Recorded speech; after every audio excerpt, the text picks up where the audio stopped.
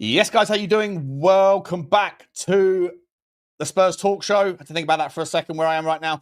We're back. It's Wednesday night, 6 o'clock. It's the Change for Tottenham discussion with your man, Billie T. It's the first time on the channel. It's been long overdue.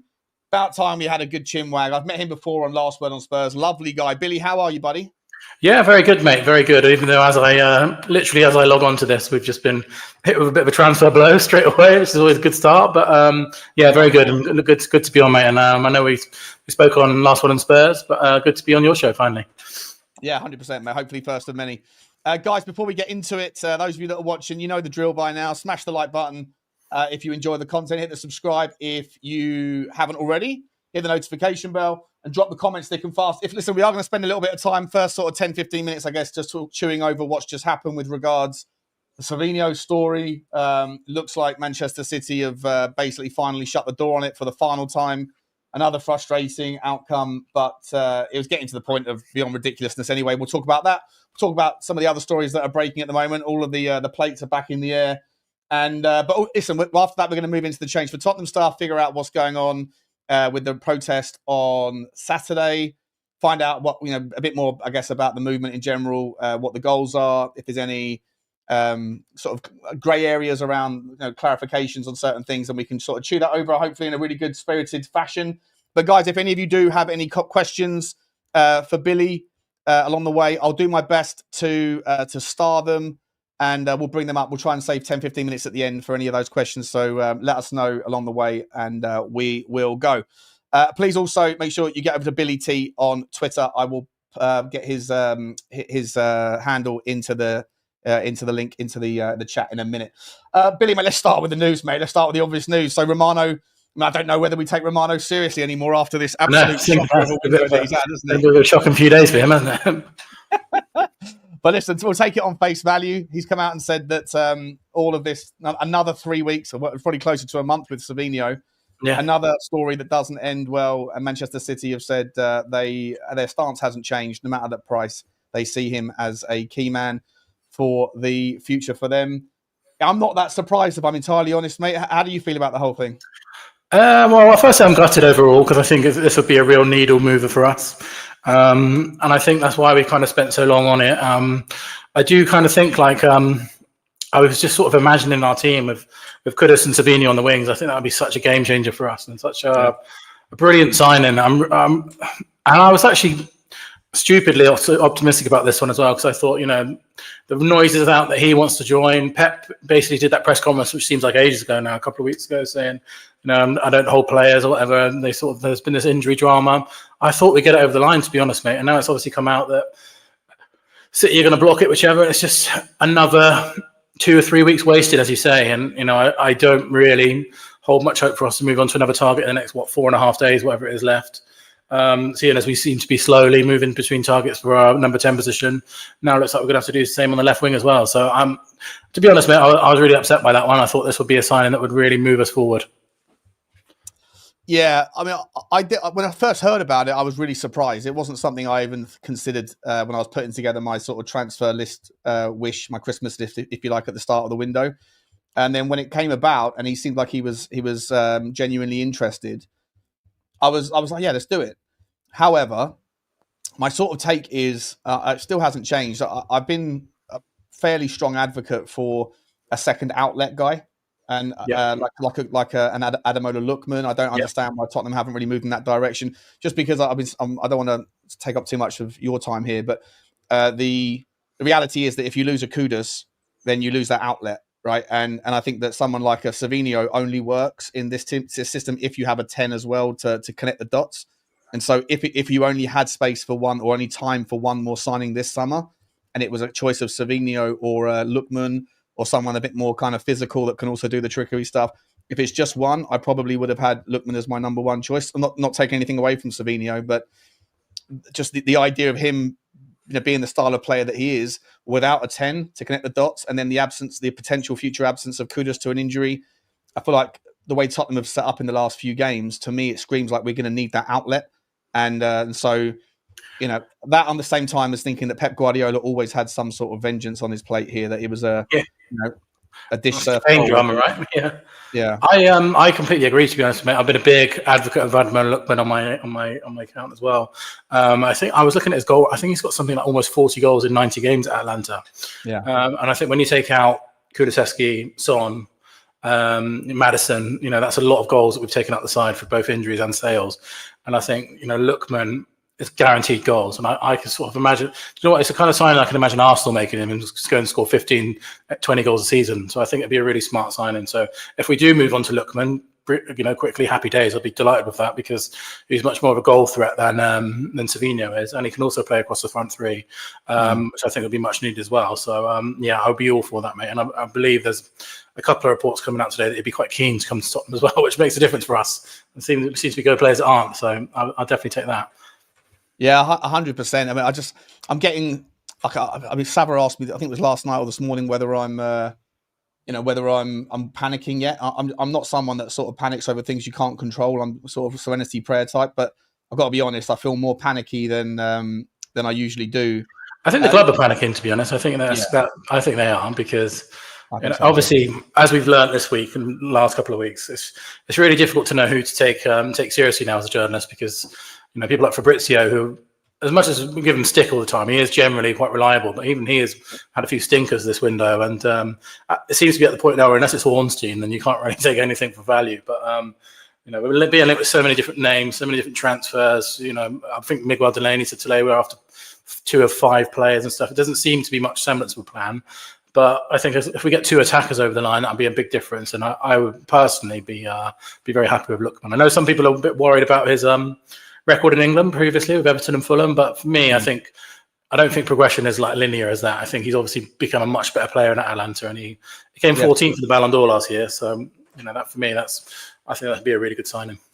Yeah, he's put on about 2 stone as well in muscle since he got out there. He's really he's got on the juice. And he's a serious big game player as well, proper big game. Exactly right. And he's homegrown and he's versatile, and he does all the things that you want. So I hope that maybe it's a blessing in disguise, but I've got to be honest, mate. And I guess this is part of the reason why Change for Tottenham is starting to to sort of grab the headlines again and starting to grow in numbers or grow in popularity, at least in Twitter.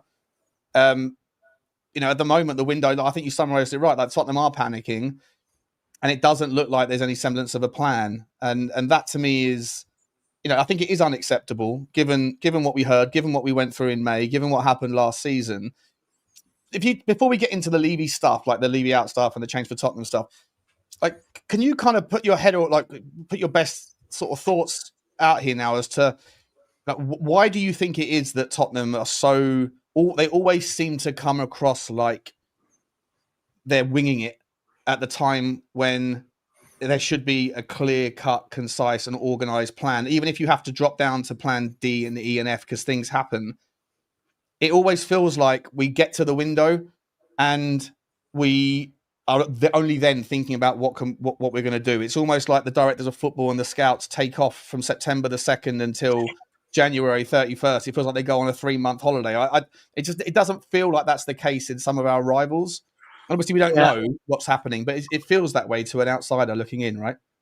Yeah, and I think firstly, if you look at the sort of teams which are aspiring to be Liverpool, Man City, Arsenal, that kind of level of team, I don't think it's not a coincidence they all pretty much got their business done in the first couple of weeks of the window. I know Arsenal dragged out Gyökeres a little bit, but that was a massive transfer. Liverpool pretty much made all their signings within 2 weeks of the window. Man City, the same. I think that's kind of a healthy thing to do. But what has really struck me as really strange is we don't seem to have a list of alternative targets we can move on to straight away. So a few years ago, when Ange first joined, actually, I think Paratici was just been banned, and we had Gabbanini sort of alleged. Obviously, you never know what's actually going on behind the scenes, but allegedly was sort of running the show. And we got knocked back by Raya and Brentford because Brentford were trying crazy money. And then a couple of days later, Vicario was in the door. Then we signed Maddison really quickly. There was the whole tap sober thing, and that didn't happen. Then we signed Van de Ven really, really quickly. I think that's what we seem to have lost in the last couple of years. We seem to have lost that sort of list of targets where you can just move on to really, really quickly. And instead, what we're doing, I think one thing to give the club is that they are shopping in a more expensive pool at the moment. Like we're targeting players like Savinho, Eza, and players are genuinely high quality players. And when that does happen, obviously the deals are more difficult to do. But it just strikes me as unusual that we don't seem to have a long list of targets, or at least a big list of targets. Morgan Gibbs-White, we've been knocked back on. Eze, we've been knocked back on. That's taken over a month and a half now between those two players. This doesn't seem to be a list of targets we can move on to immediately. And I mean, you only have to look at Arsenal, and I hate having to look at those as an example of good practice, but the fact is they're a really ambitious football team, and they do transfers in a really ambitious way as well. They had wind of a Havertz injury, and then the next day they go and sign Eze. So when we're trying to compete with that level of team, that's the kind of ambition, that's the kind of competency that you need. And at the moment, I don't think you can look at our transfer window at all and look at any kind of competence, which I think is a real shame. I know we'll get onto this a bit later on, but the main reason why that's a shame is because we're really competent on the pitch at the moment. We've got a really competent manager, and the manager search was really competent. It's just a shame that the transfer search has just been an absolute disgrace so far. Do you think that what you just said there, that last, and I agree with everything you're saying, that last sentence, do you think that maybe explains, it doesn't excuse, but maybe explains a little bit of it this summer? I think we heard from Thomas Frank a couple of weeks ago, and it was only a few weeks ago now, when he did that interview on the Soul, the hotel rooftop, and he basically said, I don't want to say that Brentford's system was better for scouting, but it was very, very good, which I inferred as him basically saying it is better, and he went out of his way to say, the people here don't know what I want. At Brentford, we were a well-oiled machine. It took 7 years to build that model, and we're just starting out here. So meetings that were 10 minutes there now are an hour long, and I don't know everyone. Not everyone knows me, etc. And so, I read through that article 2 or 3 times, and obviously it was written and it was referred via a third person. So, it's difficult. You can obviously miss some of the context, but I kind of interpreted that as him basically walking into a system that is completely alien to what he's used to, and he sees it as inefficient. And by extrapolation of that, by extension of that, I kind of feel like maybe he was offered 10, 15 players or a subset of players that the scouts or whoever, Lang, whoever's doing all that stuff. And Thomas Frank was like, no, I don't want them. That's not for me. That's not what I need. That's not what I need. That's not what I need. He seemed to infer, didn't he, he seemed to infer about there was a list of targets, and then he said, I don't want those. And then there was kind of he mentioned a PowerPoint presentation on each one, didn't he, or something like that? Yeah, something like that. Yeah. I mean, it came across like maybe there was a lot of work done, and Thomas Frank was just like sort of shell shocked by the kind of mismatch in alignment, and then as a consequence of that, maybe Tottenham went, okay, who do you want? And he said, I want Savinho. And so then they spent forever trying to get hold of Savinho. And then obviously you pick the worst club with the guy, Pep Guardiola. He doesn't have any time for Tottenham, probably does want a little bit of vengeance because of all the things that have happened in the past. All of these things. And again, we're going to come to the Levy stuff in a moment. But I'm not saying it's an excuse for a terrible window or for a subpar window. But I wouldn't be surprised if part of the reason why we're now where we are is because we brought Thomas Frank in, and he's a completely different type of manager to what Ange was. And therefore, a lot of the work that was probably done beforehand is now irrelevant. A lot of the work that was then offered to Thomas Frank was then dismissed. And so you almost are starting from scratch halfway through the window by the time that all of that stuff's kind of petered out. And so hopefully it will get better as they get to know each other over time, but that doesn't help us now. Yeah, and I think you can definitely, we're at the beginning of a project. I know that's frustrating for Tottenham fans to hear, because we've been at the beginning of a project more times than any other club in the country at the moment, recently. But we are at the beginning of a project with Thomas Frank, and, you can expect teething problems like that. And what I would say is, if we take what Thomas Frank has said as facts, or, from behind the scenes, whoever has recommended Kudus and Palhinha, if that was Thomas Frank, as we're led to believe there was, if that was Thomas Frank, the immediate impact that those signings have made should now hopefully point to the fact that this is the guy we need to trust for being the head of our recruitment, and sort of hopefully it's him leading the way rather than because I know it's difficult when you get directors of football. We've got Lang, and we've got Paratici, we've got scouts, we've got Thomas Frank. There's a lot of different cooks in the broth there, isn't there? But I think Thomas Frank has hopefully shown that he should be the one leading it, and then there's sort of, or saying what he wants, and then there should be a sort of data-led system feeding into that. But I think you can excuse some teething problems at the beginning, but then as soon as you get hit with a Maddison injury like that, and as soon as you get hit with someone being sold, that's a lot of money that's got a lot of goals and a lot of goals and assists that have gone at that team in a week's time. That was almost 2-3 weeks ago now. And it's not been replaced. And I don't think that's forgivable. So being where we are now with 4 or 5 days left, I mean, I really do hope that Tottenham do have some pivots going on here, but it's going to look increasingly bleak. It's going to look increasingly less likely. Are you of the persuasion that, first and foremost, I think you're right to sort of suggest it, that Tottenham clearly are showing more ambition in the caliber of player they're going for in the last 4. Okay, we've reached for the stars and landed on nothing. But at least we're reaching something, yeah.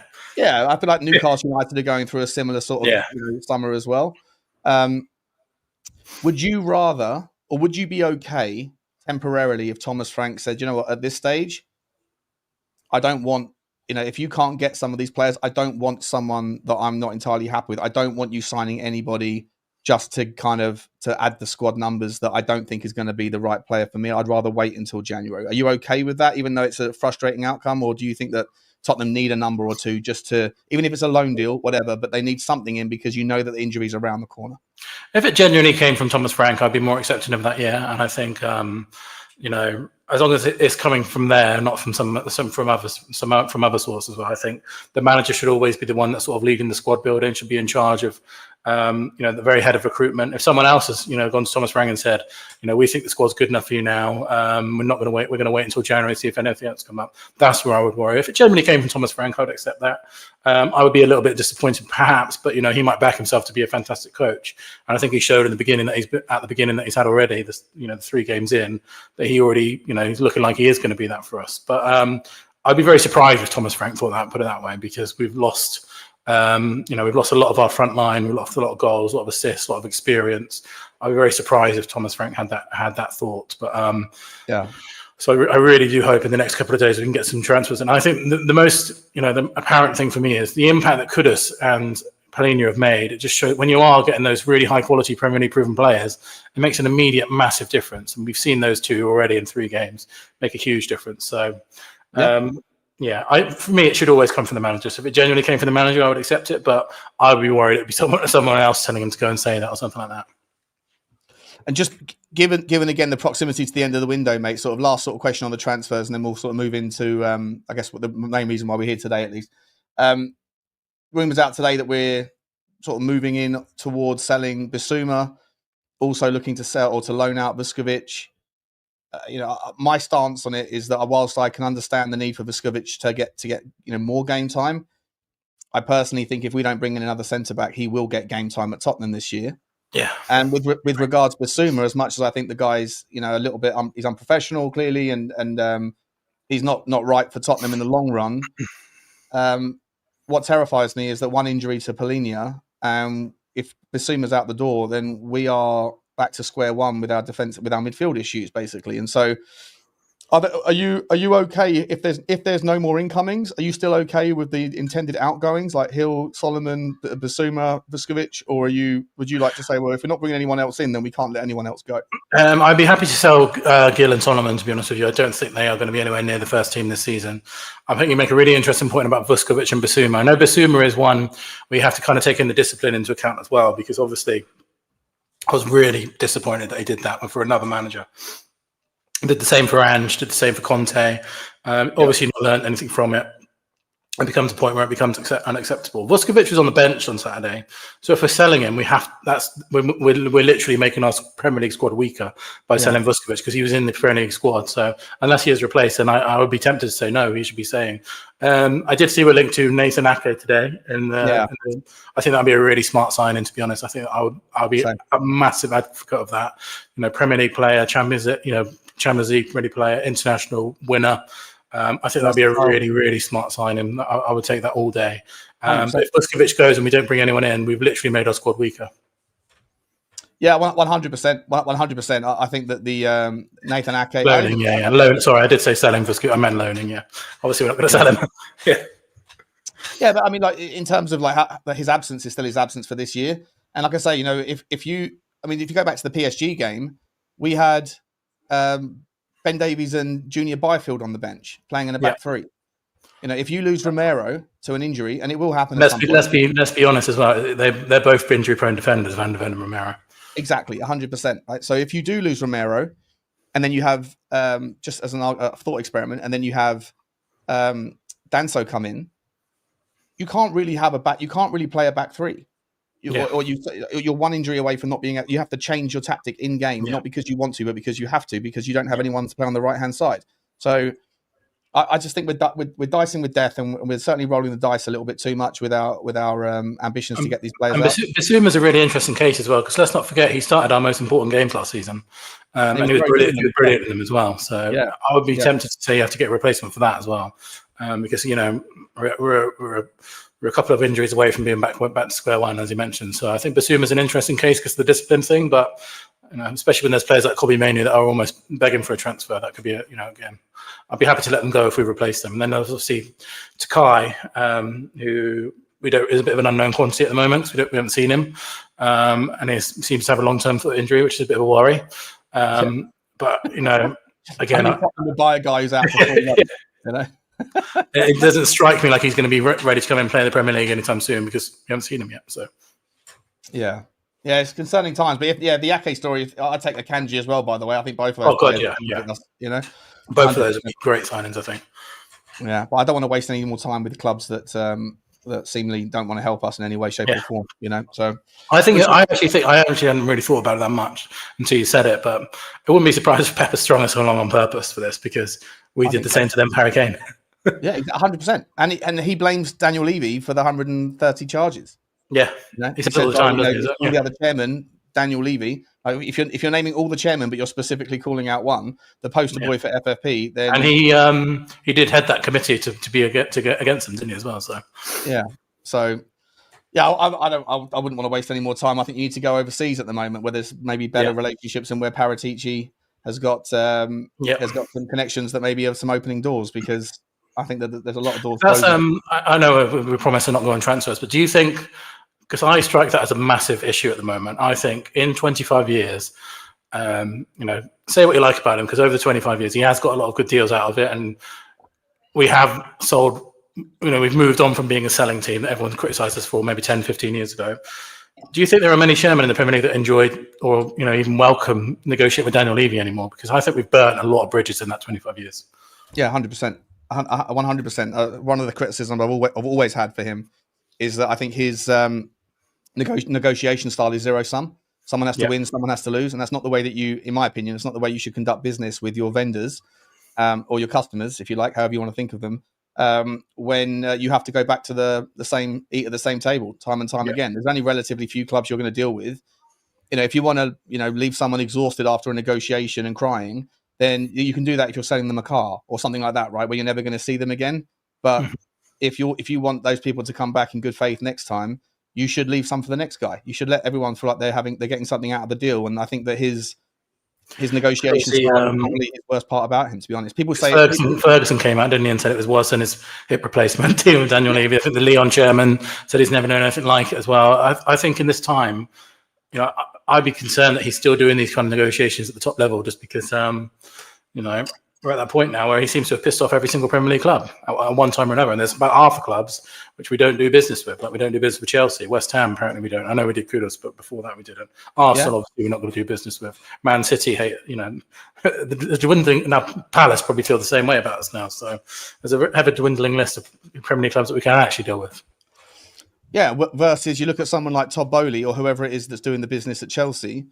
And again, this is where I think that, to those that are making the argument that he's taken us as far as he can. Again, there's a huge spectrum of how people feel about Daniel Levy. I guess within your movement, the kind of most sort of benign version of it would be, thank you for what you've done, but it's time to move on, or step aside, let someone come in, all the way across to, we hate you, I can't stand you, get out of my club. The people that are on even the sort of most generous, I guess, with their take on him within that change movement, I think if you're looking at someone like a Todd Bowley or those sorts of people, they're used to dealing from their previous life. They're used to dealing with in transactions with more zeros on the end of the number, and so $1 million here, 2 million there isn't that big of a deal, and they probably make the negotiation fairly, I wouldn't say enjoyable, but at least it's convivial and it's in good faith. Whereas I think Levy's growth, like he's come up through the ranks, 25 million quid, whatever it was he invested at the start, and he's sort of taken Tottenham to where he has through a lot of different mechanisms, some of his own, some of them just through money in football. But ultimately, if you're still nickeling and diming over 50 grand here or 100 grand there, you're probably not the right guy to be leading you forward to try to compete with the fellas now and the big guys who are just they're cut from a different cloth, and they operate with a different relationship with money and a different sort of respect for the counterparties. Completely. And I just I know it's obviously something which we'll dive into a bit more in a second. There's the line which you said earlier about has Levy taken to us as far as he can go. My personal opinion is I think this window is probably the biggest proof we've had of that so far, unless it's considerably changes in the next 5 days. I think this window is a bit of a sliding doors moment for us, and we've not taken it again so far. Anyway, I know given the benefit of the doubt, they do have 5 days left to salvage it, and it is salvageable. You can go make 2-3 signings, and suddenly it's a fantastic window. I just how would you describe the window at this stage, though? If it was to close with two first team improvements, a couple of first team exits either from injury or from sunsetting their career, a couple of first team contract extensions, and then maybe some spray or plays, some people like Danso being permanent, Kota Takai we don't know about. How would you summarise the window right now? A missed opportunity is how I would describe it, because for several reasons. One reason is I think Thomas Frank's done enough in his beginning here. He's opening a couple of months or whatever to prove that he's a manager that deserves to be backed. I'm not just talking about on the pitch as well, the way he conducts himself, the way he's managed to get Romero to commit to a long-term deal and become captain. I think I'd be really, really concerned about the business that our alleged rival teams, Chelsea, Man City, Arsenal, Liverpool, Man United even, are all conducting, lots of business this summer, spending a lot of money on players. I'd be worried that we might be left behind a little bit.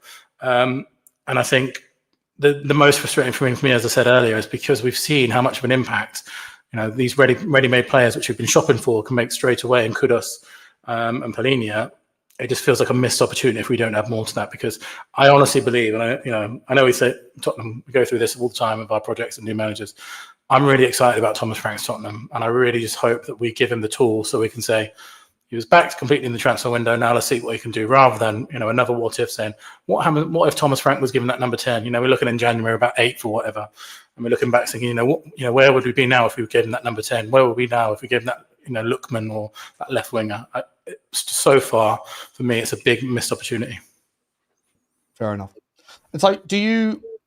I don't disagree, by the way. I think that's a good way of summarising it. And I said before the window started, it would be a sliding doors moment. I said, before the final, actually, I said whoever wins the final, it's a sliding doors moment, right? If you win the final, either United or Tottenham, you can kick on, you can go on again. You have the money, you have the you have the access to the tournament, you have the pedigree, you have that monkey if you're back, all of these things. And then you can go. And I said I was convinced that we would sign either a club's new highest earner or a new transfer record, and maybe both of those things might still happen. I think we got one of them, but I'm very frustrated with the way it's gone. I don't know anymore. When all of the ITKs that you respect are telling you two different stories on particular journeys of what's happened, you never know really where the truth is. And I guess we'll never know whether or not Eze was down to Daniel Levy nickelling and diming, or whether we were always used by Eze to get a better, to get the deal at Arsenal. We'll never know whether Savinho was realistic. We'll never know if Morgan Gibbs-White was because Daniel Levy or whoever screwed the pooch in the way that they went about that. Ultimately, though, none of that matters. The outcome is the outcome, and the outcome is none of those players are playing for Tottenham, right? So, yeah, transfers is always, at the end of the day, it's always outcome-based, results, isn't it? Yeah. So let's sort of turn then, mate, to change for Tottenham. Obviously, I'd love to, just before we get into like the goals and what you're doing this Saturday, speak about last home game, and everything in between. Just so I understand, are you? I've never met Jay, I don't think I've ever seen Jay on a stream personally. I'm sure he has been on. I've heard he's been on lots of streams, but I just haven't personally come across him. But you obviously are streamed with you before, and I said it on the previous stream. Absolute respect for the way that you conduct yourself. I think you're very articulate and intelligent, and I think you're a great representation in the visual format of what you guys want, or how you would like, I guess, people to perceive you. But obviously, change for Tottenham can mean many things, and I guess you've represented it as it can mean anything, right? So all people that are frustrated, all people that want more or better. I don't want to put words in your mouth, but just before I ask you what that means, are you and Jay the sort of two captains of the ship, or is there many people? What's the kind of structure of the whole group? Yeah, of course. So Basically, to kick things off, I'll sort of go through historically. It started off with two guys, Lyndon and another guy that's no longer involved, just two season ticket holders who started to try and create a fan-led movement called Change for Tottenham. And slowly, as time progressed, about 5 or 6 other people got involved.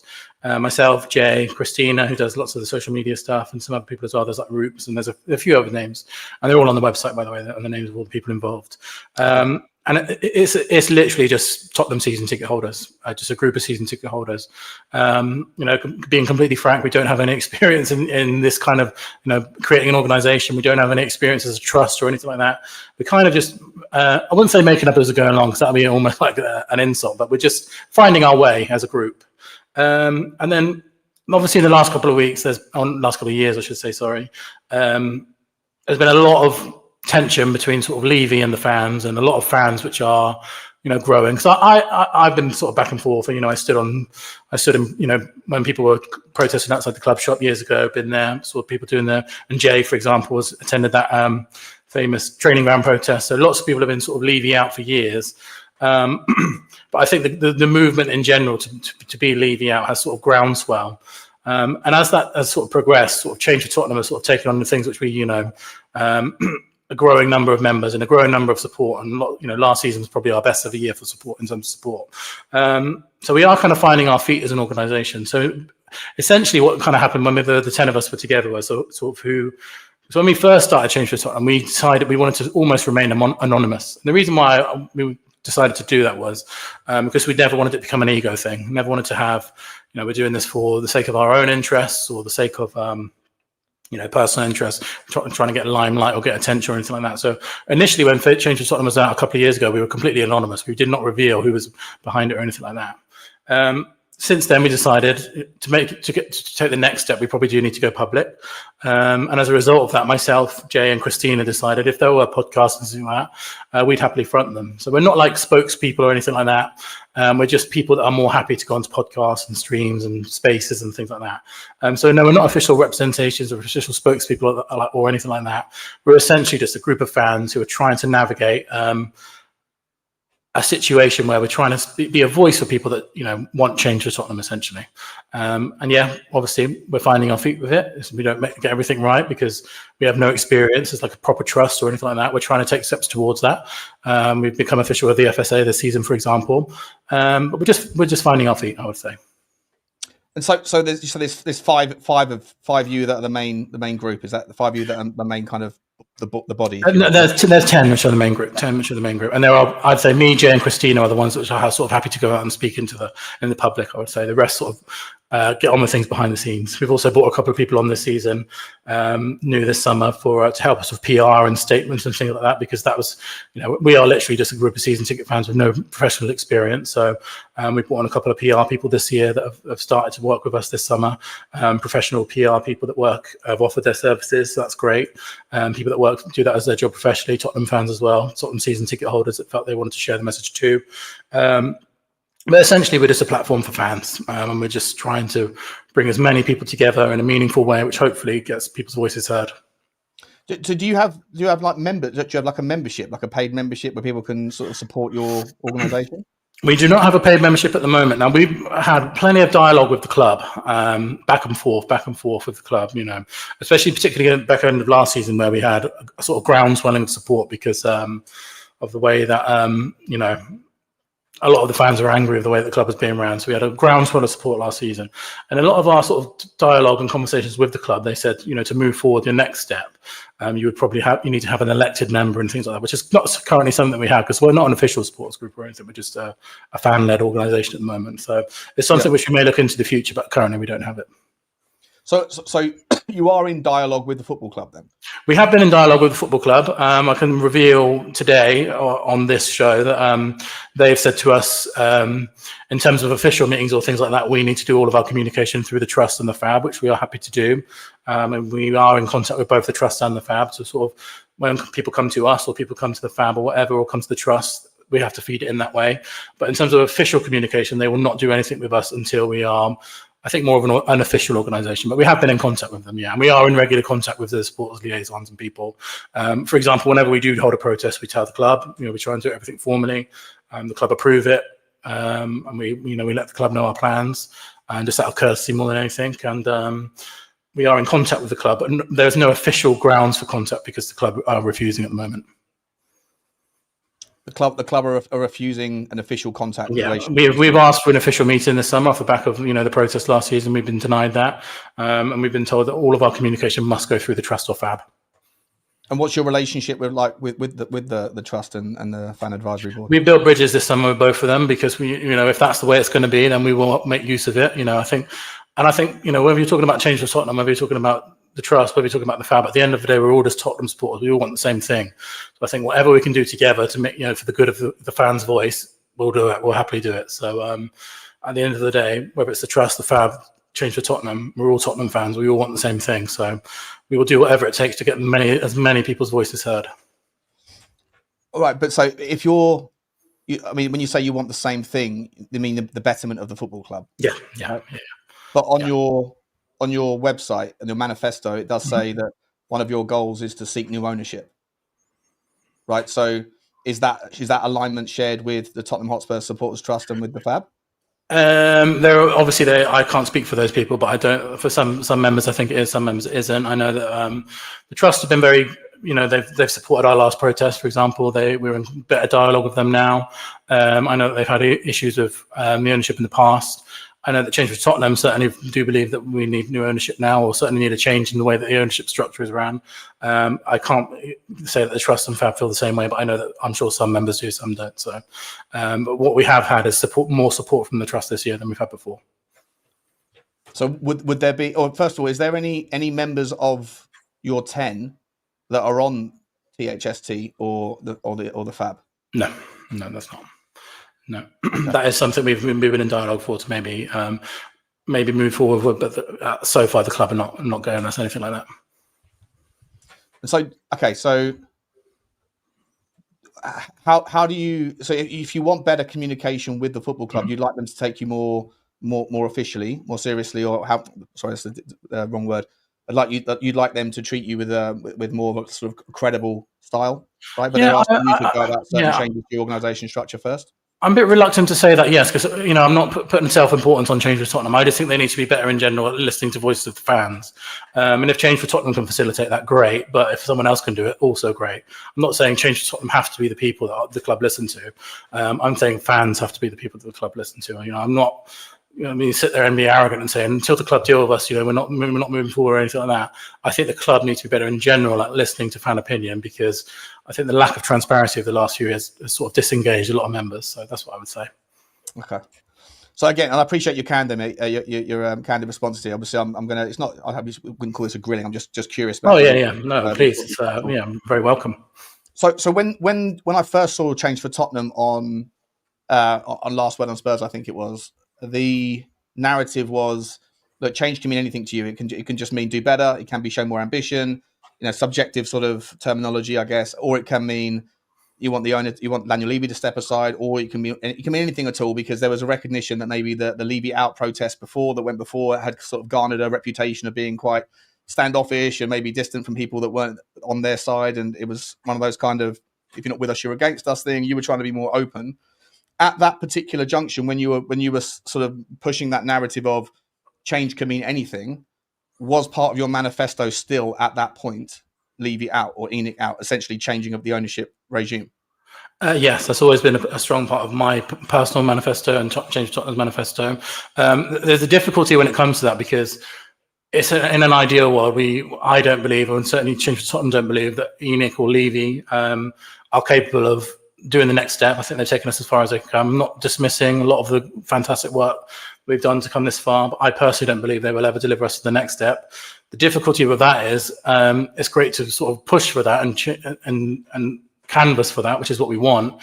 At the same time, we also have a football club that's going on right now that we also want to do better as well. So while that is certainly an aim, we also want the football club, until they are gone, to be improving as well. So it's difficult to say.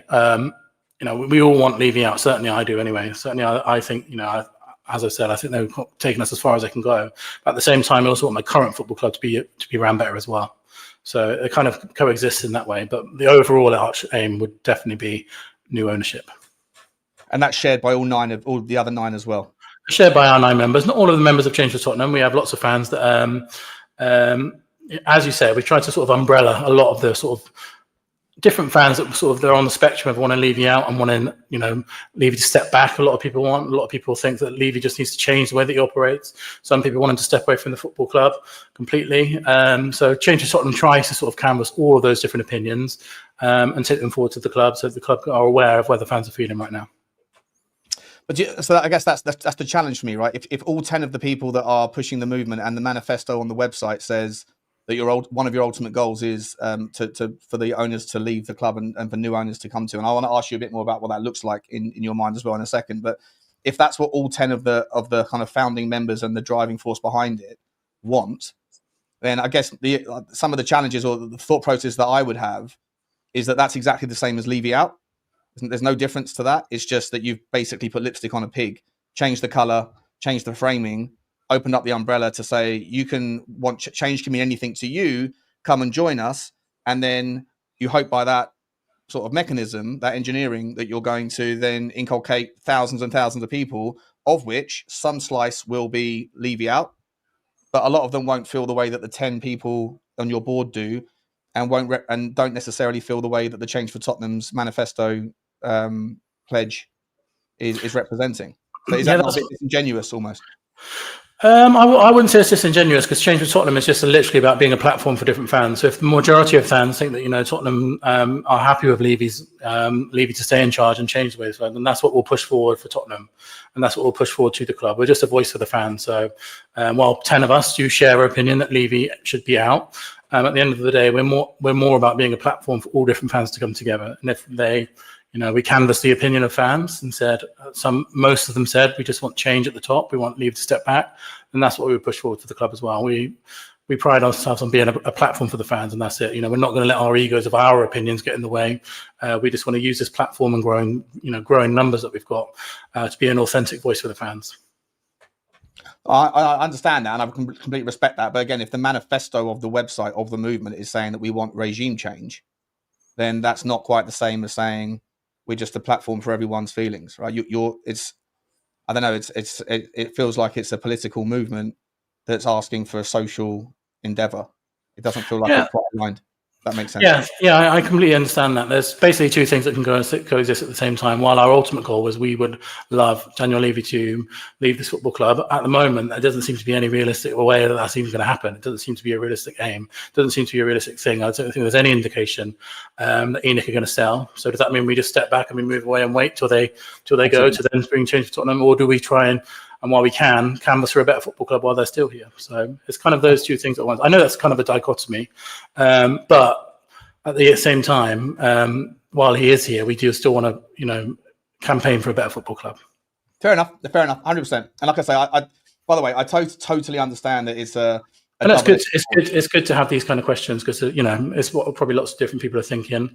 And what we've tried to do is, and I personally, I stood there with the people that were Levy out. I've supported that movement always, and I don't agree that they are sort of, I won't go into that, but I don't agree with the tension that those guys get sometimes. I was there supporting them, but we've tried to be a sort of an open platform for more people. So I know that I do understand exactly what you're saying because it is difficult to know, if you don't want Levy out, can you still change Tottenham? But I believe that you can. I believe that you can be, along anywhere on the spectrum of Levy and just want a better football club. Because at the end of the day, that's all that we're campaigning for. Yeah, I think that to be honest, I think that's part of the argument, part of the back and forth. Not that it matters what anyone thinks, right? Everyone's entitled to their own opinion. I get accused all the time of being a Levy sympathizer or a defender, and I don't know how much of my content you watch, but if I'm doing my solo stuff on here, Billie, I criticize him as much as I praise him when necessary, and I'll criticize him. And I think right now he deserves a hell of a lot of criticism for the missed opportunity, like you said. When I go on other channels and I hear people that are vehemently and kind of very much on that sort of polar extreme of Levy out, and they reflect on 25 years and only talk about the things that were the shit shows along the way, then just for the purpose of balance, for the conversation, I guess, and context, I'll say, well, hang a second, what about X, Y, and Z. If we're going to name all the bad things, let's not forget the good things, because there has been a lot of them along the way as well. And then by proxy of that, I get accused of being a Levy, which I'm absolutely not. I'm 100% open-minded to change. I'm 100% want there to be better decisions and better outcomes at the football club. But I'm also not, I'm not sort of naive enough to think that change doesn't with itself come with a lot of risk. And unless you know exactly what you want from a new owner, change is part of life, so you should embrace it, but you should also have some sort of idea of what that looks like. And whenever I ask people, and I love to ask you this as well now, most of the time I hear subjective outcomes like do better, buy cheaper, sell higher, care more, show more ambition, all these subjective things that allow people to move the goalposts whenever those new future worlds materialize. So what does, first of all, what does an environment where Daniel Levy stays and Enoch stay, but better from the club, is there like objective outcomes that you could sort of draw a line in the sand and say, if they do these things that are measurable, then I would say fair play?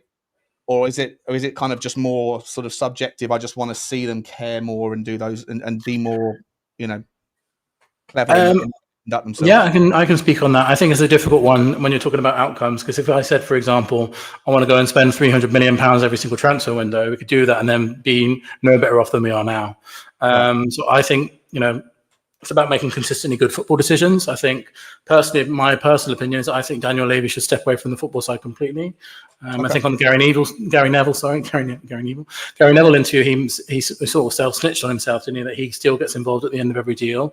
And I can understand that being a chairman, you want to be the person that's doing those, making the final decisions. It'd be ridiculous to think a chairman shouldn't be involved in that. But I think, 25 years of evidence now, as we were speaking at the beginning of the show, I think Daniel Levy's negotiation tactics is doing much more harm for us than good at the moment. So I think he should be removed from that situation completely. I think Daniel Levy is an incredible businessman, probably the best businessman in the Premier League, and I think he should stick to that side of things. And then what I would prefer to see is sort of a ring fence budget given to someone else to be in charge of, and that Daniel Levy does not get involved in, because I think this transfer window is perfect evidence to show that his negotiation tactics are doing more harm for our football club than good. So I'd be still worried about because we've heard lots of times over the last few years that Daniel Levy is stepping back, Paratici has taken over, Vinay has taken over, but it doesn't really ever seem to transpire. So I think one particular aim I would like that he genuinely steps back from the football club, from the football operations, and does that like literally genuinely. I think it's difficult to. How would that look then? So would you like? Let's just use Paratici if he was to come back and be the director of football. Would it be him? He's the guy who's then in charge of the entire footballing operation. And so when you say ring fence budget, the bean counters at the football club turn around and say, you have, £150 million budget this year.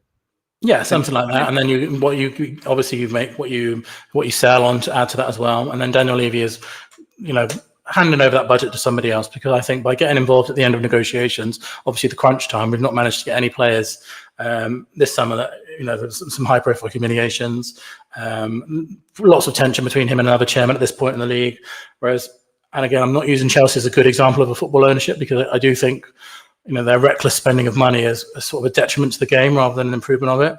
But obviously Chelsea have shown them, a new owner that can come in, and they can deal with sort of any club in the Premier League at the moment, Chelsea, or any club worldwide, seems to be very happy. I think sometimes having a new face making those decisions and doing those negotiations would be beneficial for us. So that would be one of the things. I think it's difficult to say, I want us to go and spend X amount of money. I think in general, I want to see better football decisions, and things like that look like would be, targeting high quality players with higher wages generally. That's not to say you can sign higher quality players and higher wages that guarantee success, but I definitely think it's a good indicator of that for sure. And again, it would also be a good indicator though of cop blocking yourself for future. I mean, look at Manchester United, right? How many times have they made a good signing at the top end? It's been poor. Yeah, it can. But then I would also look at Arsenal, the way that they operate, and they're sort of, they've been in 4 title races in 4 years. I'm certain, unfortunately, they're probably going to win some major honours next time, that they've consistently spent, backed their managers with high quality players, have a high wage bill. I'm not saying we need to go out and buy 10 players on 200,000 a week, but I definitely do think our wage bill needs to increase significantly. At the moment, it's operating at the lowest in the league in terms of ratio of expenditure. I think that definitely needs to improve and come up. Sure. And I understand that by saying I want the club to be more ambitious, what does more ambitious look like? Well, I think ambition is about making teams that consistently put the football team first. So that's what I would like to see. Okay. And in a world where you would hope that Daniel Levy and ENIC were to sell the club, first and foremost, do you think that protests or do you think that any kind of fan movement has a direct relationship with an outcome like that, or would you accept that there's very little to zero demonstration that fan protests in at least Premier League and in football generally? I think the only example of direct protests having a direct outcome that was beneficial was the Super League thing, but most of the kind of more recent attempts to protest against an owner has only resulted in the owner leaving when someone's paid the money that the owner wants. Right? There's no direct relationship between them reducing the price to get out of the heat, if you like. Yeah, I think the intended outcomes of the protest, would be fantastic to say, 100,000 of us turn up at White Hart Lane, Levy sees it and then leaves. And that's, living in the fantasy land. I think the intended outcomes of the protest to increase the pressure and hopefully increase to media attention, which last season we saw an unprecedented amount of media attention on Tottenham and an unprecedented amount of pressure on Daniel Levy. I'm not entirely sure that how much that affects Daniel Levy. He did say it hurts him to Gary Neville. I'm not entirely sure that just because Daniel Levy is getting bad press in the media world that he's going to then go, I need to do better. I'm not entirely sure that's there, but hopefully it would be. But it's difficult to tell with Daniel Levy because I know it's improving this season slightly, but we haven't really seen much transparency from him. We don't really see him in the media. He keeps himself to himself. It's only this year that he started to do more stuff. I would like to think. Yeah, and it's backfired. It's violently backfired. Right? It certainly has. Yeah. Time he's come out and shown some visual ambition. Yeah. And then he's delivered absolutely sod all. It's not really worked out in that regard, has he? So I think a more realistic outcome for the protest would be to increase pressure on the ownership to make better decisions. But I'm not stupid. Daniel Levy and ENIC are not going to sell the football club until they get a significantly high offer. They generate an incredible amount of money. They are sitting on a cash cow that generates, just turn them into billionaires. Daniel Levy into a billionaire. Sure. And it's only going up as well. Their revenues are only increasing. They're not going down. They're increasing. So until that magic number comes across, we can protest as much as we want. And that's why, to your question at the beginning, are we just leaving out or nothing? Well, until that happens, we still want better for our football club as well. So, yeah, fair enough. I'd love to say protest, get rid of Daniel Levy. But at the end of the day, I think a more realistic aim is to increase pressure on him to make better decisions. Do you know what? So I 100% agree with you. And it was interesting. I watched you recently with regards I think it was in the lead up just to the protest at Burnley. Yeah, I saw you on Last One on Spurs, and I think one of the questions was, why now, right? And you were saying you're conscious of, all of you are conscious of the fact that the window hasn't closed. Yeah. And you said that the idea would be, hopefully it has some indirect value in that it leans pressure into the owner, right? And to make them go, okay, there's pressure on, let's make sure that we're not sort of negligent here. Thus far, despite the fact that I think you could definitely make the argument that there has been attempts, there's been ambition shown in the attempts to sign the players. It hasn't worked out, but and maybe that's because of Daniel Levy's relationship and his, he's made his bed, so to speak, historically. But what I would say is, and I agree with you, by the way, that there is indirect value in that regard. But I would also extend that to say that it's a double-edged sword. And if you're going to use the logic train of if 10,000 people protested against Burnley, then that if we'll never know, but if that had led into Daniel Levy being more ambitious, going for it, getting some deals done, then if that's the logic that a heavily protested pre-end of window event happens and it creates some momentum, movement, and then good outcomes happen, by that same logic, would you accept that a protest that doesn't have any more than 20 people turning up to it has the inverse effect, and that Daniel Levy could look at that and think they've tried to protest and 15 people out or 20 people out of 62,000 turned up, people are happy. If the logic is protests equal pressure, then poor protest turnout equals no pressure. Would you accept that that's a possible outcome as well? Yeah, I would certainly accept that's a possible outcome. And I think the thing of that is, and why that was a really difficult decision to make, and we're not saying we got everything right about it, or it was a difficult one to do, is what's the alternative? Is the alternative to not protest and then give them to the end of the window, and then the window closes, we haven't signed any more than Goodison. So there's nothing we can do as fans until January then, or transfer window. So that was a big decision in our reason. I think, well, you can certainly say that Daniel Levy will be looking at thing, and has the momentum gone from change to Tottenham in terms of numbers now. Can I get away with doing whatever I want? What I would also look to say is, I'm proud of the fact that we did that, because it shows that regardless of support, regardless of numbers, we're going to stick to our values, and hopefully by showing our sort of strength in our aim and our message, by sticking to it, even though 20 people turned up, we still protested anyway, and we will continue to protest until we are happy with the outcomes of our football club. We're not going away, and it doesn't matter if we get 10 people standing up there, 2 people standing up there, 10,000 people standing up there. We're going to stick to our principles. So while the numbers weren't there, our principles certainly were. So that's what I would aim to instead of the numbers. And then, it's the same. We have exactly the same decision now to make before the Bournemouth game. Do we wait till the end of the window? Lots of people have been saying, do you wait till the end of the window? I think the problem with that is, if we wait to the end of the window, once the window's shut, what can the club do? What can anybody do? I'm not arrogant enough to say that if we get numbers on against Bournemouth, it will shock Daniel Levy into going and spending 200 million on deadline day. I'm not arrogant enough to think that. But just as fans and being a voice of fans, you have to hope that it might spark something. Because if the alternative is saying nothing, I'd always rather say something. 100%. And I know I get a very hard time from people on Twitter because I sort of challenge the Change for Tottenham Twitter. Can I say something on that by the way? Lots of people, did have issue with the timing of that protest. And if we go back to that period, we were strongly linked with Eze and Savinho.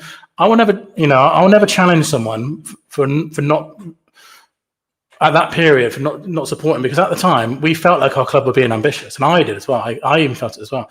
At the end of the day, that's what we want to feel as fans. So while fans were reticent to protest on that day, is because they felt that their club were being ambitious. Yep. And I would point to that as the thing to the club. When fans feel like their club are ambitious, they're happy. They're happy. They don't, that's all that we want. I would never criticize someone for being excited by signing Eze and Savinho. I certainly was. And that's, at the end of the day, it's all we want, is to feel like our club are acting and behaving in an ambitious way.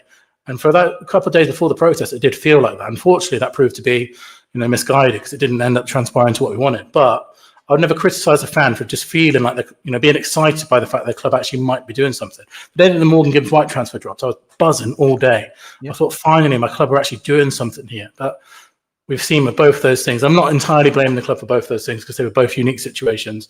And I would point to the Eze, phone call to Arteta as being a fact that maybe we were misguided in going from him in the first place. But when it felt like the club were being ambitious, fans were happy. And that's really all that we want. So I would never criticize someone in that period right before the protest for thinking, well, I'm really happy at the moment, so I'm not going to support the movement. Personally, though, our movement will be there regardless, because we want to ramp the pressure up. And we wanted the club to make those signings. Of course we did. So I would never criticize anyone for being at that moment in time thinking, I'm excited to be a Tottenham fan right now, because really that's all football fans ever want to feel. 100%, Billy. There's a couple of things. So First and foremost, let me say, I've always supported every protest. I've been the only reason I didn't. I saw you there. I saw you there. I've been to all of them apart from the one at Burnley, and I would have been there. It's just that Johnny, my mate, got me a ticket to premium, so I had to get in there early. But I've been to every protest. I always champion them on the channel. I don't always necessarily agree with the timing of them. I don't necessarily agree with the language that's used on Twitter, but that's just my personal take. And I think that everyone, Twitter's just this sort of cesspit of people just having a crack at each other all the time. So it is what it is. But with regard the predicament that I think that Change for Tottenham have, and listen, like I say, I respect the right. I think it's an absolute necessity. I could 100% concur that if you feel unhappy and dissatisfied, and you think that there's no point in protesting, then that's hopelessness, right? So you have to have hope, and if that is manifested through protesting, then I absolutely support that right, not just in football but in everything. So full power to you. I would also say though that, well, not though, I'd also say on top of that, but I think you guys are in a very difficult position, because if you are persistent, unwavering, and every week or every other week or whatever frequency that you feel the need to do this, if you do that come rain or shine, then people will have a crack at you when it's not the right time. People will say, why are you moaning now? Look, we're in the semi-finals of a cup, or we've just won the league, or whatever else. And so you're going to have moments where there's going to be a peak in popularity and there's going to be a dip in popularity, because it's emotional. Football's emotional, and it's momentary. It's results-based. It's results-driven, and we will, of course. And so you're going to get the heat, and you're going to get moments where you look maybe more popular than the par, and less popular than the par generally. The alternative, though, is to be opportunist, right? And just to wait. And whenever there's good times, is just to sit back and no, we're not going to do it now, and then only wait until something bad happens. And I think if you take that path, then you will be accused of opportunity knocks, right? And you'll just be saying you're only doing it now because something bad's happened, and the people that will resent you for that. So you're between a rock and a hard place because there's no perfect science. This is double. That's why I'll always be respectful of people like Brian and Stel, the people that are sort of standing outside, years ago, demanding Levy out, come rain or shine, every single home game. That kind of dedication to something, I think, is admirable, and that's what we're trying to show at the moment. And it is, you can't pull the wool over my eyes. I know that a lot of the groundswell of support we received last season was because we had a particularly bad season, and I hope the more, obviously I don't want a bad season. I would love Tottenham to go on and achieve something brilliant this year and be no protest whatsoever. That's what we all want, right? But that's interesting. Is that what you want? Because I have this. There's certain people that are friends of mine, and I have this challenge in my mind. I think that, and I see this with other fans of other fan bases, other content creators that lean into this narrative of always finding a reason to have a crack at their club because they figured out that it's very easy to predict the losing lottery numbers. So if your team does well, you can be happy your team's doing well. But when your team's not doing well, then you can celebrate being right. And I feel like that's a bit of a weird position to be in if you're as big a fan as some people are, that they would want to put their head above the parapet and do content about these things. But at the same time, you only come alive when Tottenham lose, and then you get a chance to bash Daniel Levy. Like that to me is, I think it's a going concern. I think some people are torn between, do they want to be right or do they want what's good for Tottenham? Yeah. And at times those things aren't necessarily aligned, right? So would you guys rather the Change for Tottenham movement went away if Tottenham won a trophy, if Tottenham won the Carabao Cup and had a title challenge this year? Would you be over the moon if nobody ever turned up to a Change for Tottenham protest? God, even yeah. if Levy was still here? I will, hands up, of course I would, yeah. Without a shadow of a doubt. Our primary objective as a fan, more of a fan than even as anything to do with Change for Tottenham, I just want a successful football club. I think that's all that we want. And I've seen a couple of questions. I do have a season ticket for whoever's asking that in the chat. Yeah, I do. That's the questions. I'll do the super chat. Someone keeps asking that. I do have a season ticket holder. But yeah, that is, of course, more than anyone wants over anything is a successful football club. I would love there to be absolutely no reason to protest. We go and win the Champions League, go and win the league. That's it. Okay. Fair enough. So let's. I've still got some more questions to come to in the next. How long we got? 10 minutes, right, before you've got to jump off. Is that right? Yeah.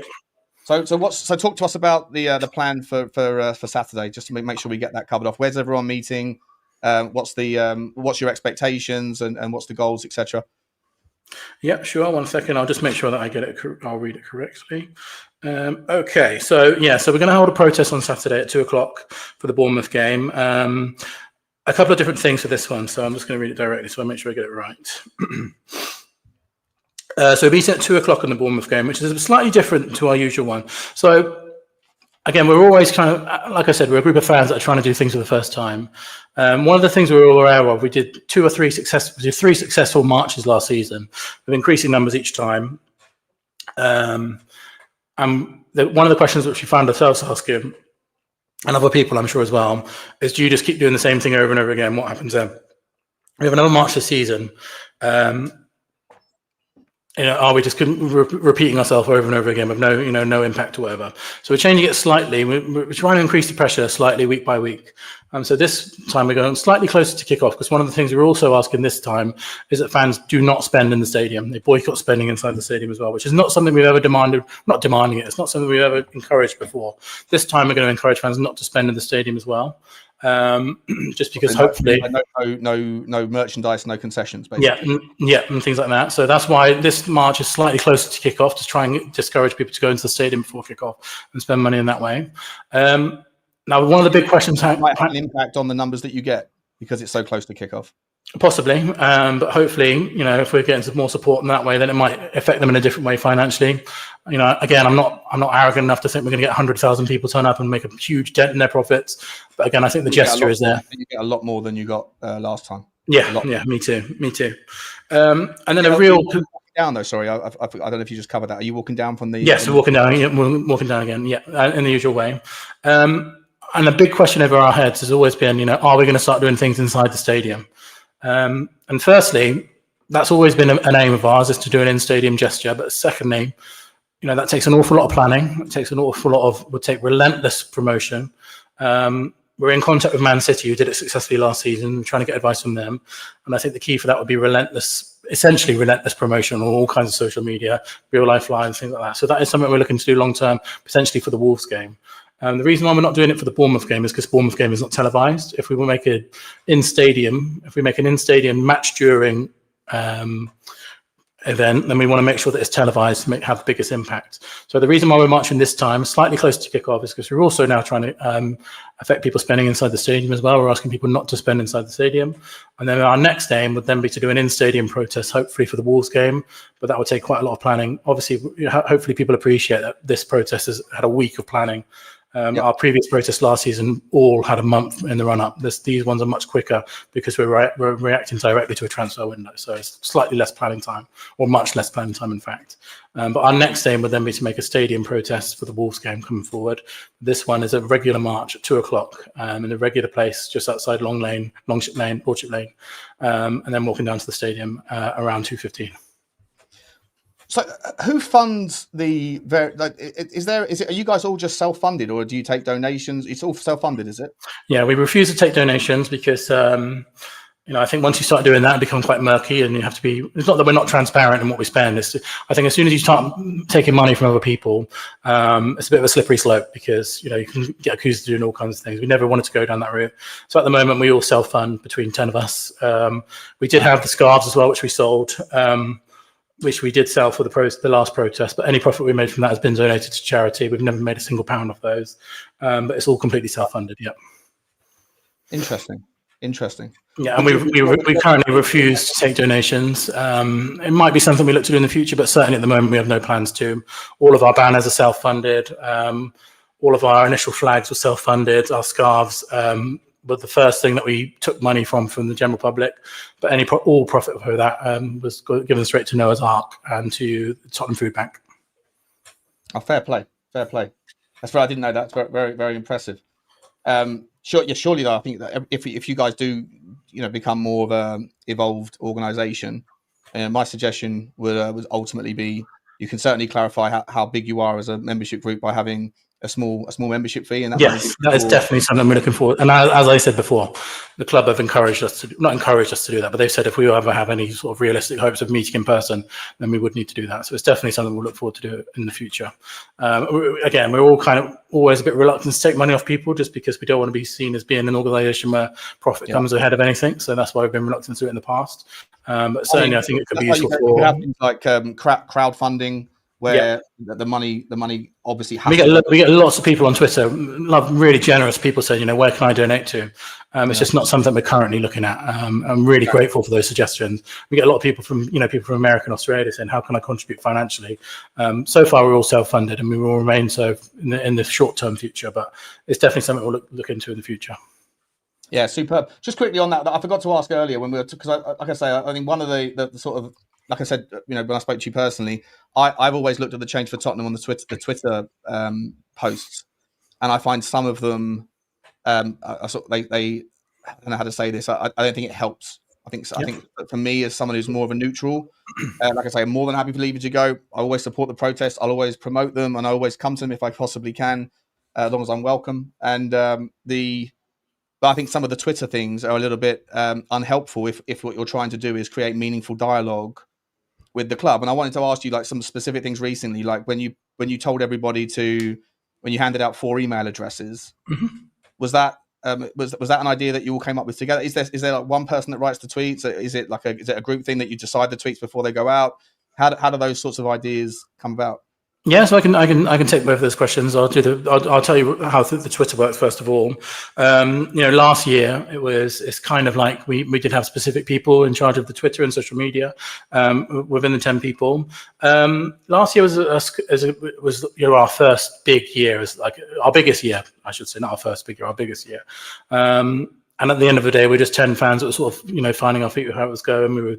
Some people were doing tweets. Some people, some of those tweets took a bit of flack. Some of those tweets came under fire. So there's some we've tried to professionalize it. As I said, we've hired 2 specific people to be in charge of our PR, 2 professional PR people. So moving forward, they oversee our Twitter now. So we're trying to learn from our mistakes in the past or improve ourselves, if you know what I mean. So now we do have 2. Were they employed before No, they've recently just come on this season. Yeah, literally within the last 2-3 weeks. So they will now be everything's on Twitter. They would have been they would have overseen and approved the let's put out 4 public email addresses and encourage everybody. Yeah, they did see that. Yeah, they were part of that. So the way that works is, but they now do all of our do all of our wording and communication, and they sort of handle the PR side of things. In terms of the 4 emails, it was a difficult decision because we had a lot of, as I said, we always try and be the voice of the fans. And fans were wondering if there's anything immediate that they could do in the meantime, because the difficulty with protesting at football matches is home games are, few and far between at the moment. They certainly were when the window was happening as well. For example, after Bournemouth, the next home game is at the end of September. It's a long time. Fans were were asking us, what can they do in the meantime? That's something that we decided.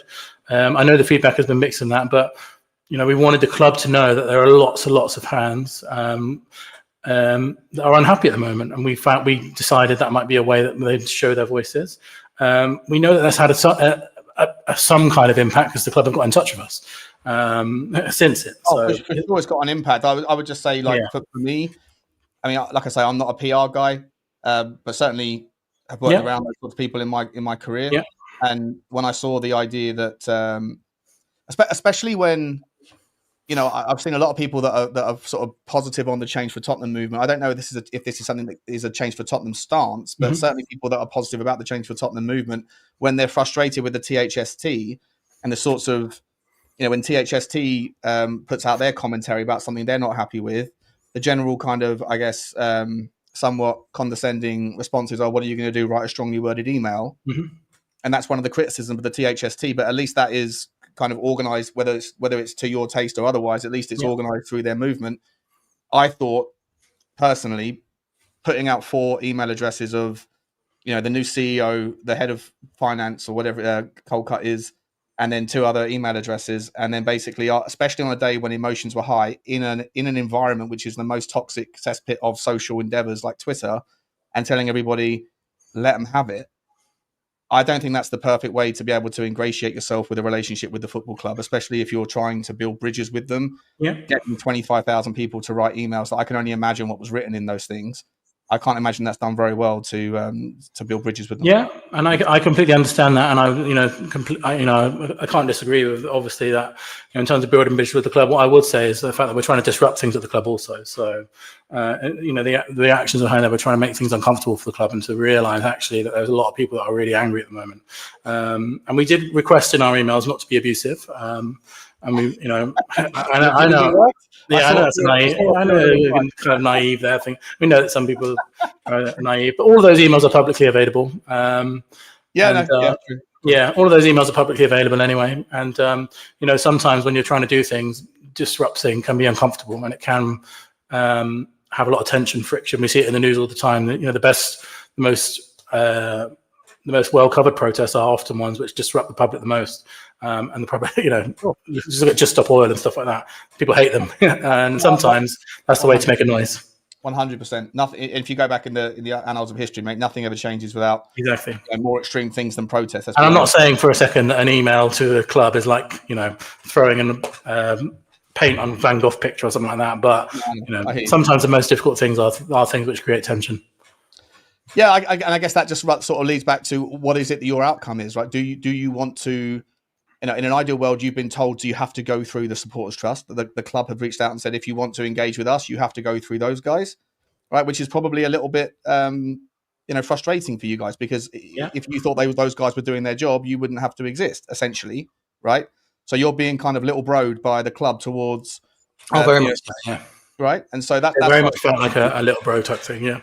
Yeah, and so what I would hope would happen. Do you want to have a meaningful relationship where you can bypass THST and bypass the FAB and get to them? And if so, then doing the email sort of gimmick is not the way to do it. And if you just want to cause disruption and cause noise, then you should give up any pursuit of a meaningful relationship with either the THST, the FAB, or Tottenham, because they're not going to be you know, they'll feel the impact a different way, but they don't want to converse with you, surely, on that basis, right? Yeah, so our aim would instead to be an alternative voice that hopefully would grow so loud and so persistent, the club can't ignore it. That would be our aim instead. So hopefully, and you know, as I've said, we've built really good bridges with the Trust and Fab. I'm not criticising anything to do with them at the moment at all. I'm really grateful that they have, you know, we do. I think they both serve a thankless task, to be honest with you, both of them. I think they're both in a really difficult position. The club they haven't particularly made it easy over the last few years for them to be, you know, a true voice for the fans. You know, the club always make it difficult and that kind of thing. And I think the Fab everyone is really well intentioned. And I completely agree. At the end of the day, you know, if we are writing on our manifesto that we want Levy out and we want Levy out, are the club ever going to build bridges with us anyway? So our aim has to be so loud and persistent that the club can't ignore us. Right. Okay. So then on that basis, what's the point of trying to pursue things through the THST? Well, I guess because we canvass fans, we canvass lots of supporters, and we have always promised to be a voice for those fans. So anything they're telling us at the moment or anything that we're feeling, I think like we probably have. It's easier for us to suggest things which are more difficult to suggest than the Trust and the Fab, because we don't have to build those bridges. We don't have to worry about those bridges.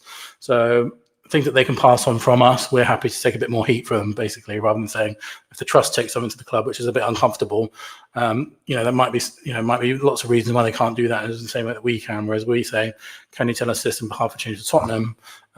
We have the opportunity to be a bit more uncomfortable and a bit more disruptive.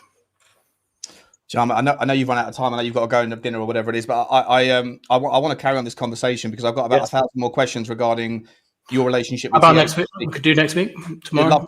I'd love to. Yeah. But whenever you want, mate. We've got an open dialogue now.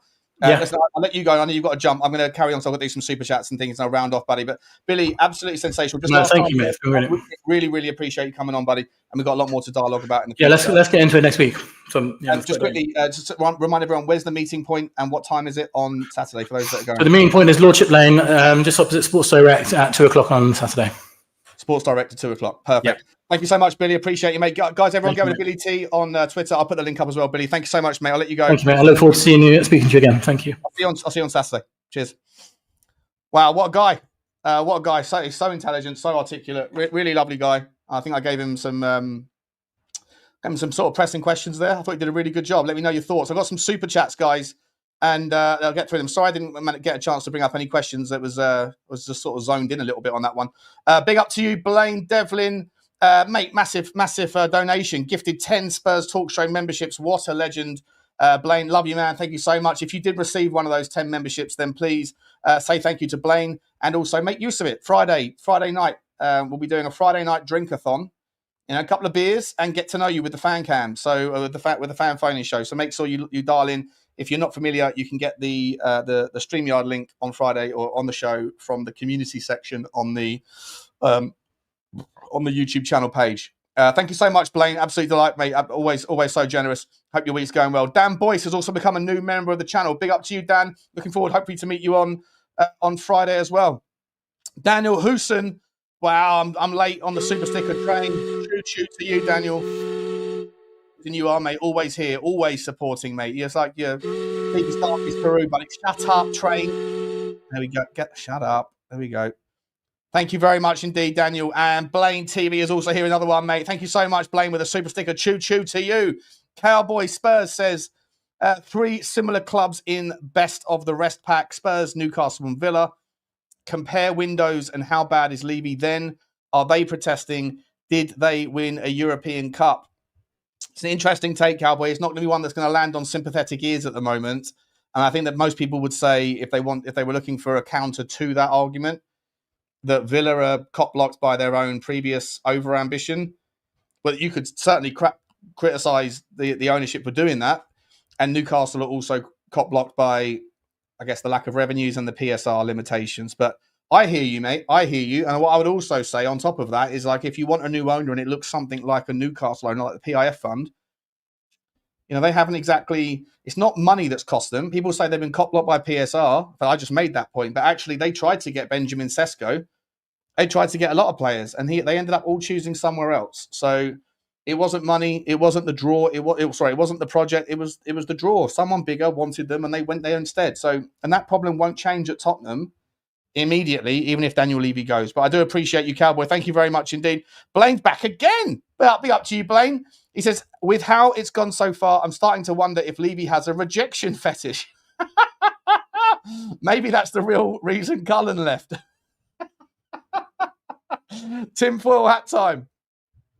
Smash that one. Appreciate you, Super Spurs. Love you, my man. Cowboy Spurs is back in saying, reckon we should tap up Edu, then Levy moves on to hotels, etc. Yeah, I mean, look, Edu's done. He started very well at Forest, hasn't he? And he was pretty popular at Arsenal. I like Paratici.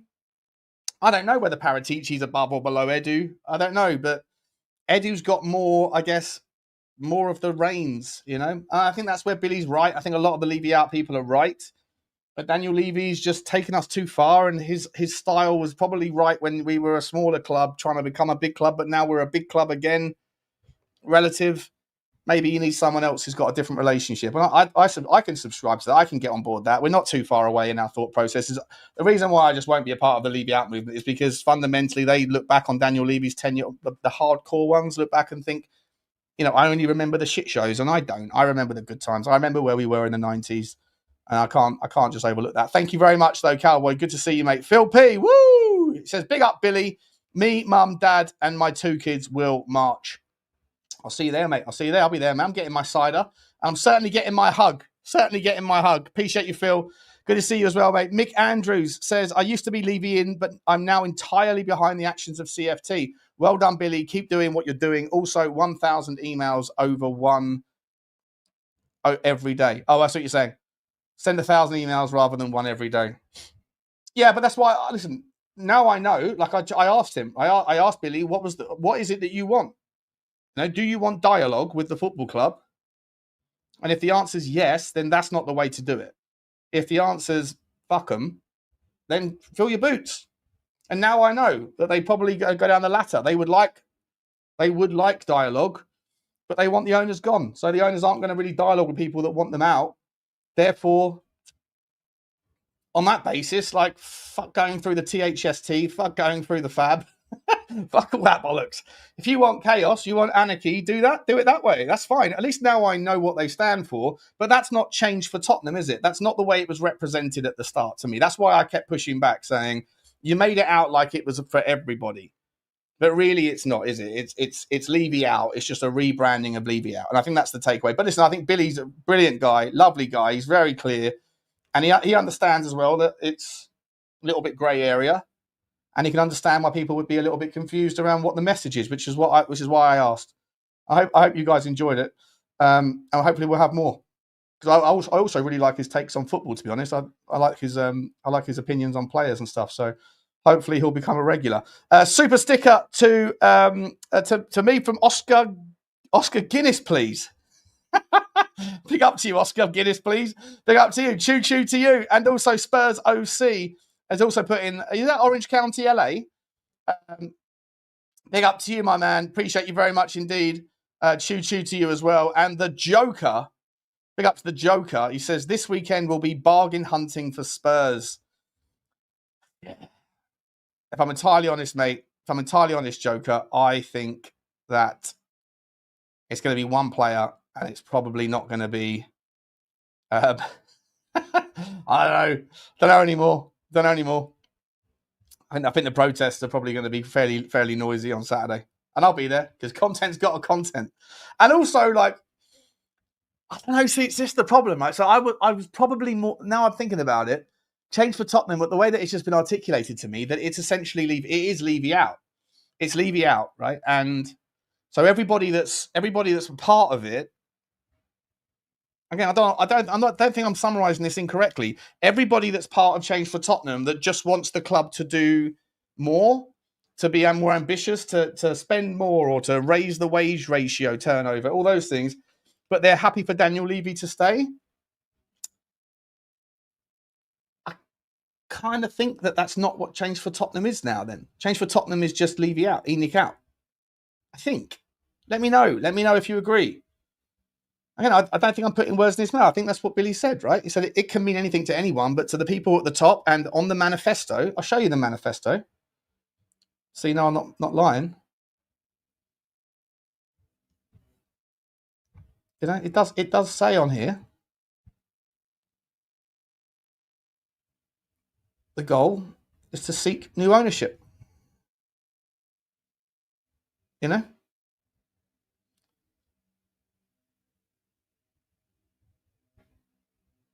So, and he said that's what he feels, that's what he wants, and that's what the other people amongst the other 9, there's 10 of them. And it's fine. It's fine. I just wanted to know what it was. What is it? And now I know. I don't think necessarily then that I don't think that's me. I don't think that's where I'm at. I'm at, you know, take a sidestep or sell the club to someone better, fine, but I'm not demanding it. I'm not like, that's not how I feel. But he certainly had a shit summer. Sure, he's fucked up this summer, 100%. But he had a very good May, so evens itself out. Big up to you, Joker. Great chat. Communicating is always the best way, says Tooltart. Appreciate you, mate. I enjoyed the chat. I enjoyed it. I think he handled it quite well as well, because I gave him some. I pushed back a few times, didn't I? And he wasn't bothered by it. So well done to him. Paqueta or bust, says Colin. Big up to you, Coles. How you doing, mate? Yeah, Paqueta's massive, isn't it? Paqueta will be massive, but it's going to be fucking difficult, that one. Hijack Simmons, Fermin Lopez, or Garnacho. I'm not doing transfers right now. Fuck transfers for a minute. If Change for Tottenham wanted new ownership, they would have put their money where their mouth is and taken that risk. What does that mean? If Change for Tottenham wanted new ownership, they would have put their money where their mouth is and taken that risk. As in what? Like just keep the Levy out thing. Just be better organised. Yeah, I to be honest, like it is lipstick on a pig, isn't it? It is just the same. It's the same thing. It's a rebrand, right? It's a rebrand. New ownership could just mean ENIC out as opposed to Levy out. That's a fair point. That's a fair point, ship it. That is a fair point. It's not happening unless you get 100,000 people to join you. It's not happening even then, mate. It doesn't matter. Like there is zero evidence. Go and look up. Was it Blackpool or Northampton? There was an owner. There was an owner who went to prison for fraud, for tax fraud, tax evasion, and for like all sorts of financial crimes. Went to prison for 5 years. He went to prison as the chairman. Went to prison for 5 years. They protested the entire time. He came back out and he was still chairman. You know, like people, they're not forced. They're not going to do anything they want to do if the money's not there. And that's again the other problem, isn't it?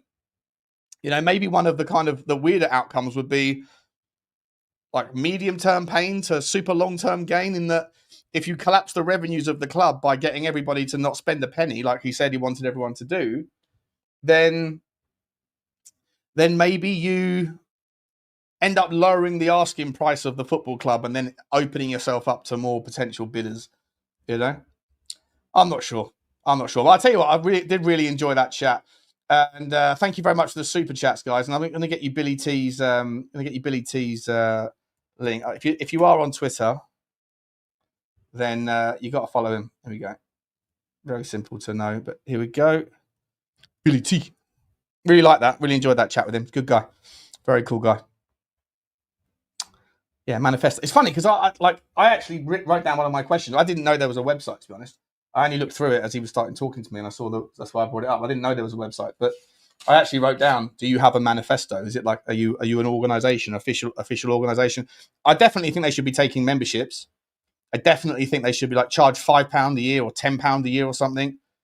You know, imagine if they got 10,000 people to put in £10 a year, and then with that money they crowdsourced a giant digital billboard outside or down White Hart Lane or something. You know, you can do a lot, and also you get an idea of how many people actually represent Change for and how many people are actually on board it.